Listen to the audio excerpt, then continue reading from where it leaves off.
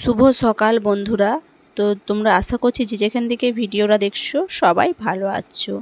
তো মেদিনীপুর শহরে ছোট্ট একটা গ্রাম থেকে আমি মামুন আমার ভিডিওতে সবাইকে অসংখ্য ভালোবাসা এবং স্বাগত জানিয়ে ভিডিওটা স্টার্ট করলাম। আর একটা অনুরোধ রইল, পুরো ভিডিওটা দেখো, স্কিপ করো না। এই ভিডিওটা পুরো ভালো লাগবে হয়তো, কমেন্টে জানিও। তো তোমরা ভালোভাবেই জানো যে আমি বাড়িতে ছিলাম না, তো বাড়ি ঘরের প্রচণ্ড অবস্থা খারাপ হয়ে আছে, বিছানাপত্র এবং মেঝে টেঝে প্রচণ্ড অবস্থা খারাপ হয়ে আছে। তো একটা ছেলে মানুষ ঘর থাকলে কেমন হয়, তো যা সব গোছাতেই আমার দিন অবস্থা আজকে শেষ হয়ে যাচ্ছে। তো চলো সেটাই তোমাদের সঙ্গে শেয়ার করলাম। তো বিছানাটা গুছিয়ে ফেলেছি দেখো খুব সুন্দর করে, আর বেডশিটটা চেঞ্জ করে দিলাম এবং বালিশের ওয়ারগুলো কেচে নিলাম। প্রচণ্ড ময়লা হয়েছিল আগে থেকে, আর ঘরের অবস্থা দেখো, ঘরে এত নোংরা পড়েছে। আর আমি তো খাটের নিতে ভাবে ঢুকতেই পারি না, কিন্তু তাও ঢুকলাম, মোটাসোটা মানুষ কি করব বলো। তো তাও ঢুকালাম, চেষ্টা করছি ঝেঁটে ঝুটে ভালোভাবে পরিষ্কার করে দিতে ঘরটা। তো কেমন লাগলো ভিডিও অবশ্য কমেন্ট বক্সে জানিও, আর পুরো শেষ পর্যন্ত ভিডিওটা দেখো বন্ধুরা। চলো বন্ধুরা, এবারে তোমাদেরকে ঘরটা ঝাড় দিয়ে দেবো এবং ঘরটা মুছে নেব তারপর। এবং কালকে প্রচণ্ড বৃষ্টি হয়েছিল, বৃষ্টির জন্য আরও ঘরটার আরও প্রচণ্ড ময়লা হয়ে গেছে। তো এবারে আমি ঘরটা একটু মুছে নেব। আর আমি ক্যামেরা ঠিক মতন জানলার আলোতে, সূর্যের আলোতে ভালোভাবে ক্যামেরা দেখা যাবে না, তাই আমি ভালোভাবেই করিনি। তো এই দেখো গাছে কালকে ঝড়ে অনেক আম পড়ে গেছিলো, এই পাশে রান্নাঘরটা ঝাড় দিয়ে মুছে নেব।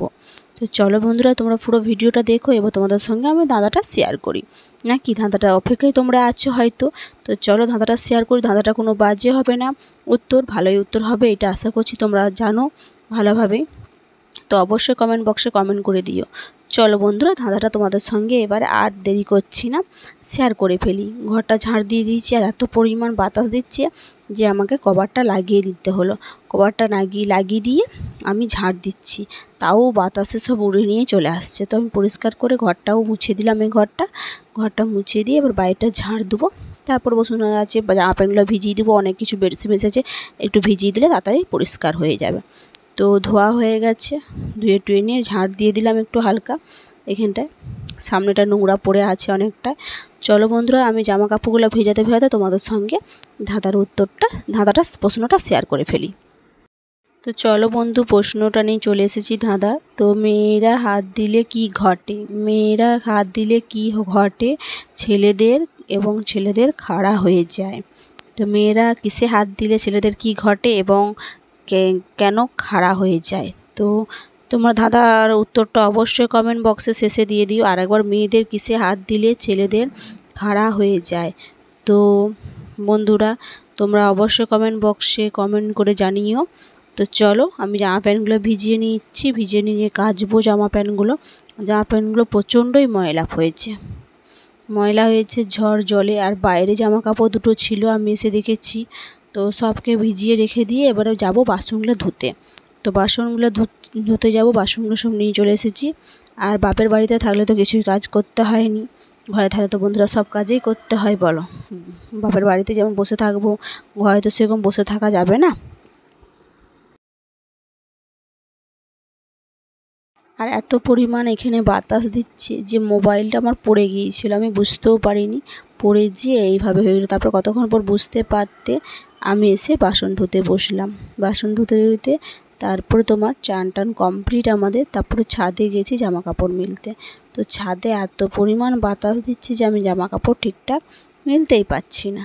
তো তার মধ্যেও ফোনটা আমার পড়ে গেছে। তো এইভাবেই হয়, মানে বাতাস দিচ্ছে এত পরিমাণ যে জামা কাপড় মিলতে সব পড়ে যাচ্ছে জামা কাপড়, মানে বেডশিট। আমি শাড়িটা মিলেছি, শাড়িটাও পড়ে গেছে, এত পরিমাণ বাতাস দিচ্ছে। তো কখনো বৃষ্টি হয় না, কখনো হয়। তো বৃষ্টি তো হয়েছে কালকে, আজকে হবে না কি জানি না। তো যদি না আজকে হয়, আজকে এক জায়গায় যাব, তো সেটা ভিডিও তোমাদের সঙ্গে কালকে শেয়ার করব বন্ধুরা।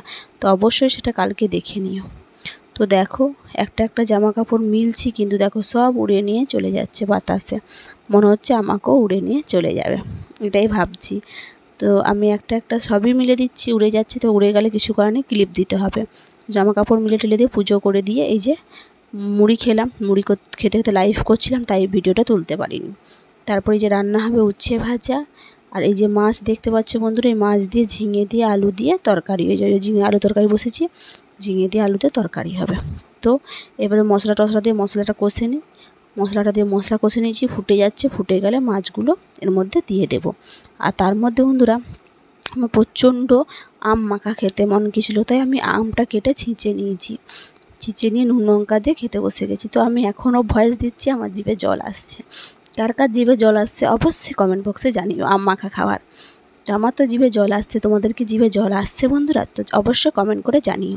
চলো এবার ধাঁধার উত্তর তোমাদের সঙ্গে শেয়ার করে ফেলি।